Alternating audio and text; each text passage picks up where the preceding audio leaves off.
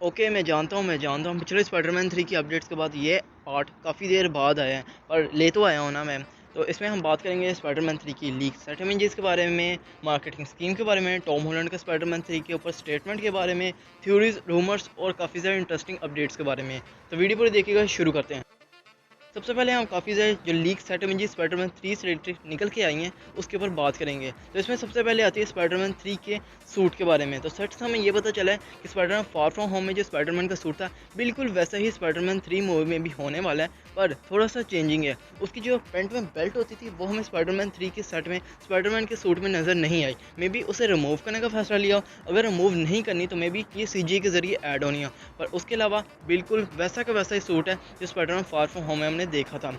Second में Spiderman 3 के set में काफ़ी सारे फ्लावर्स और पोस्टर हम बोर्ड में लगे हुए देख सकते हैं, जिसमें लगता है कि सिटी के लोग 50-50 हो गए हुए हैं। काफ़ी सारे लोग ये समझते हैं कि मिस्टीरियो एक हीरो है और पीटर एक मर्डर है, जो कि डिस्क्राइब कर रहे हैं आई बिलीव, जो कि मिस्टीरियो की साइड लेता है। दूसरी तरफ लोग जो कि डिफेंड कर रहे हैं स्पाइडी को, मतलब स्पाइडी की साइड में है, वो कह रहे हैं कि डिफेंड स्पाइडी का नाम यूज़ कर रहे हैं। पर इन दोनों से ज़्यादा इंटरेस्टिंग चीज़ ये है कि उसी बोर्ड में काफ़ी सारे मिसिंग पोस्टर भी लगे हुए हैं, जो कि थ्योरी हमारे सामने लाता है कि ये सब कुछ वांडा विजन का आफ्टर इफेक्ट है और जो मिसिंग पर्सन है ये वांडा की वजह से है। वेल, मैं ये चीज़ आपको कंफर्म कर दूं कि वांडा विजन की TV series Spiderman far from home से पहले लगने वाली है। तो वांडा विजन की टीवी सीरीज़ में कुछ भी होता तो स्पाइडरमैन फार फ्रॉम होम में हमें कुछ नज़र आता, कुछ मिलता देखने को, पर ऐसा कुछ भी नहीं हुआ।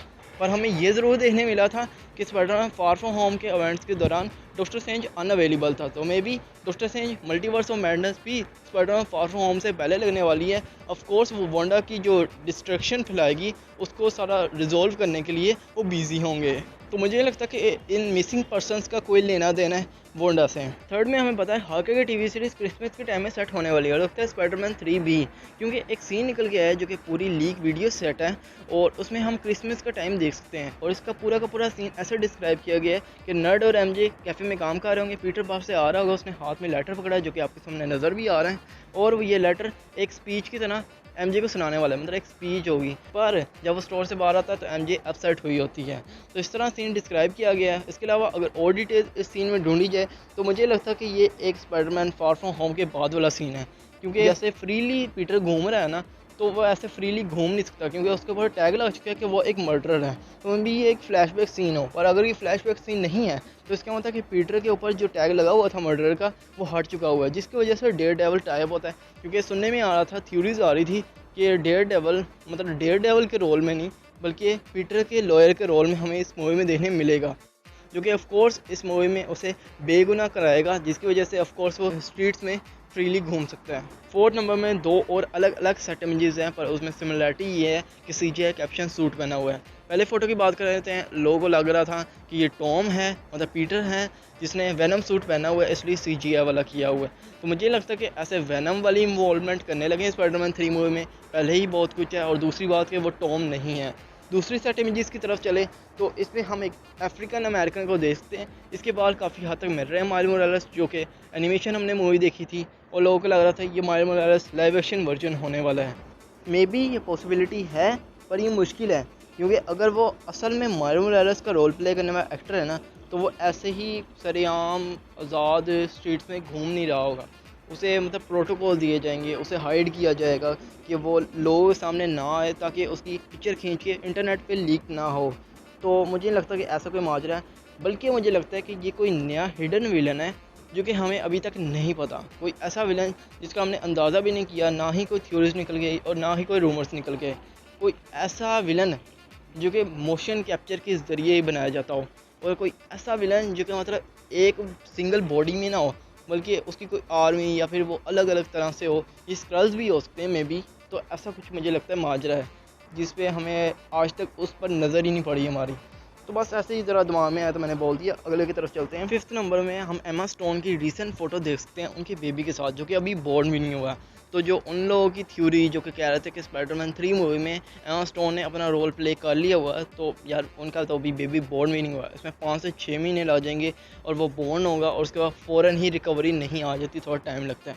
तो इसकी दो पॉसिबिलिटीज़ हो सकती हैं। मे बी एमा स्टोन की मतलब ग्वेन स्टेसी स्पाइडरमैन 3 की मूवी में हो ही ना, अगर हो तो मे बी वो रीशूट के ज़रिए ये एक्टिंग कवर कर लें। तो ये दोनों सीन हो सकते हैं। और सिक्स और फाइनल में हमें ये इंफॉर्मेशन या फिर स्कूपर की तरफ से डिटेल्स देखने मिली है, जो कि ब्रेकिंग न्यूज़ कल परसों बनी हुई थी। पहली बात तो ये एंड्रयू गारफील्ड को स्पाइडरमैन 3 के सेट में स्पॉटेड किया गया। यार हमें पता है कि एंड्रयू गारफील्ड और टोबी ने होना है स्पाइडरमैन 3 मूवी में, इसमें कोई नई बात नहीं। पर अगली जो ब्रेकिंग न्यूज़ निकल के आई थी, रात ही मेरे ख्याल से थी, कि विलियम डेफ्यू स्पाइडरमैन 3 मूवी के सेट में स्पॉटेड किए गए हैं। वेल ये कोई इंटरेस्टिंग चीज़ है, क्योंकि पहले ही रूमर्स निकल के आया था कि स्पाइडरमैन 3 मूवी में विलियम डेफ्यू वाला ग्रीन गॉब्लिन होने वाला है, और फिर एक कमाल की थ्योरी निकल गई थी कि वो ग्रीन गॉब्लिन नहीं बल्कि एमसीयू के ऑसबॉर्न हो गए। और ये एमसीयू का वर्जन होगा, सेम एक्टर होगा जो कि सैम रेमी की स्पाइडरमैन की ट्रिलॉजी में हमने देखा। बस एमसीयू वाला न्यू वर्जन देखने मिलेगा हमें, क्योंकि ऑफ कोर्स जो सैम रेमी वाला वर्जन है वो तो मर चुका हुआ है ना। वेल अगर मार्वल ये करने की सोचता है तो ये बहुत ही कमाल का होगा, क्योंकि सच में विलियम डेफ्यू वाला ग्रीन गॉब्लिन बहुत ही कमाल का था, मज़ेदार था। और दूसरी तरफ आया डैन डेहान वाले ग्रीन गॉब्लिन के बारे में, तो उन्होंने बिल्कुल मना कर दिया इस चीज़ से, बिल्कुल इनकार कर दिया। उन्होंने ऐसे इनकार किया है कि पक्का हो गए कि वो कोई झूठ वगैरह नहीं बोल रहे, बल्कि असल में वो स्पाइडरमैन 3 मूवी में है ही नहीं। मैं पूरा का पूरा आर्टिकल लिख दूंगा जो कि उन्होंने बातें की थी, जिससे आपको भी श्योर हो जाएगा कि वाकई में वो स्पाइडरमैन 3 मूवी में है ही नहीं। और कुछ पिछले दिनों में उन्होंने ये भी कहा था कि प्लीज़ कोई उनकी मॉम को बताएं कि वो उनसे ये पूछना बंद कर दें। ऑफ कोर्स उनकी मॉम भी इन रूमर्स, ये थ्योरीज की वजह से उनसे पूछ रही होंगी, यार तू ही ऐसे स्पाइडरमैन 3 मूवी चे, तो मतलब उनकी तरफ से तो बिल्कुल ना कर दी गई है। तो विलियम डेफ्यू एक बहुत ही कमाल की और ग्रेट चॉइस हो सकती है। और सच में एमसीयू का वर्जन तो मेरे ख्याल से हमें काफ़ी ज़्यादा मूवीज़ तक देखने में मिल सकता है। और जो काफ़ी ज़्यादा थ्योरीज निकल के आई थी कि विलियम डेफ्यू का ही करैक्टर मतलब ग्रीन गॉब्लिन ऑसबॉर्न ही है इन सारे झंझट के पीछे, तो वो थ्योरीज भी बड़ी कमाल की हो सकती है, जो कि ऑफ कोर्स आप मेरे प्रीवियस पार्ट्स में देख सकते हैं, जो कि स्पाइडरमैन 3 की अपडेट्स कवर करते वक्त मैंने बनाए थे, जो कि मैं डिस्क्रिप्शन में भी उनका लिंक दे दूंगा, तो ज़रूर चेकआउट कर लीजिएगा। उसमें कमाल कमाल की थ्योरीज, रूमर्स और अपडेट्स मैंने कवर की थी। तो सेटलिक्स इतनी ही थी। अब चलते हैं मार्केटिंग की तरफ। तो रिसेंटली ज़ेल्डाना का वैरायटी के साथ इंटरव्यू हो रहा था। वैरायटी की तरफ से पूछा गया कि वो स्पाइडरमैन 3 के सेट में काफ़ी ज़्यादा अमेजिंग कास्टिंग के साथ काम कर रहे हैं, जैसे कि अल्फ्रेड मोलिना, आगे वो और नाम बोलने लगी थी, पर ज़ेल्डाना ने वहीं उनकी बात टोकते हुए किया कि he was very nice by the way. और तकरीबन उन्होंने कंफर्म कर दी कि अल्फ्रेड मोलिना स्पाइडरमैन 3 मूवी हैं और उनके सेट में उनके साथ काम भी किया है। तो हाँ, टॉम को रिप्लेस करने के लिए, न्यू स्पॉयलर्स देने के लिए ज़ेल्डाना आ गई हैं। सेकंड में इंस्टाग्राम में स्पाइडरमैन का एक फ़ैन अकाउंट है जो कि फ्लैश चलाता है। एक्चुअली में वो सोनी चलाता है अपने मार्केटिंग पर्पज़ के लिए। वो ट्रेंड की ये करता है कि वो फ्लैश थॉमसन है। तो रिसेंटली वो काफ़ी देर बाद पोस्टिंग करना शुरू हो गया हुआ है। तो ऑफ कोर्स स्पाइडरमैन 3 की हाइप क्रिएट करने के लिए उसमें काफ़ी सारी स्टोरीज वो पोस्ट डाली, पर उसमें स्टोरी एक थी जो कि बेटी और नर्ड के पोल की थी। उसमें से एक इंटरेस्टिंग और बड़ी मतलब अजीब सी चीज़ ये है कि नर्ड के सर के ऊपर एक ऑरेंज हुडी है, और ये सीधा सीधा रेफरेंस करती है कॉमिक बुक में नर्ड के ईवल वर्जन के ऊपर, जो कि है हॉबगॉब्लिन।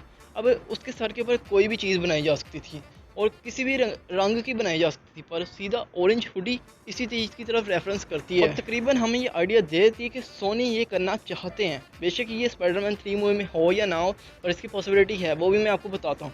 तो हमने रिसेंटली नर्ड का रोल प्ले करने एक्टर की जो सेहत है वो देखी है। उन्होंने काफ़ी ज़्यादा साइज़ अपना वेट लूज़ किया हुआ है, जिसकी वजह से इसके चांसेस और ज़्यादा बढ़ जाते हैं। पर स्पाइडरमैन 3 मूवी में कैसा होगा कि नर्ड का करैक्टर बुरा बन जाए? मतलब उन दोनों की रिलेशनशिप, उन दोनों की दोस्ती में अभी तक हमने ऐसा कुछ नहीं देखा जिसकी वजह से ये पॉसिबल हो। उन दोनों की रिलेशनशिप काफ़ी अच्छी है, अच्छी फ्रेंडशिप है। इवन कि उन्होंने अभी तक लड़ाई भी नहीं की होगी पिछले 2 स्पाइडरमैन मूवीज़ में।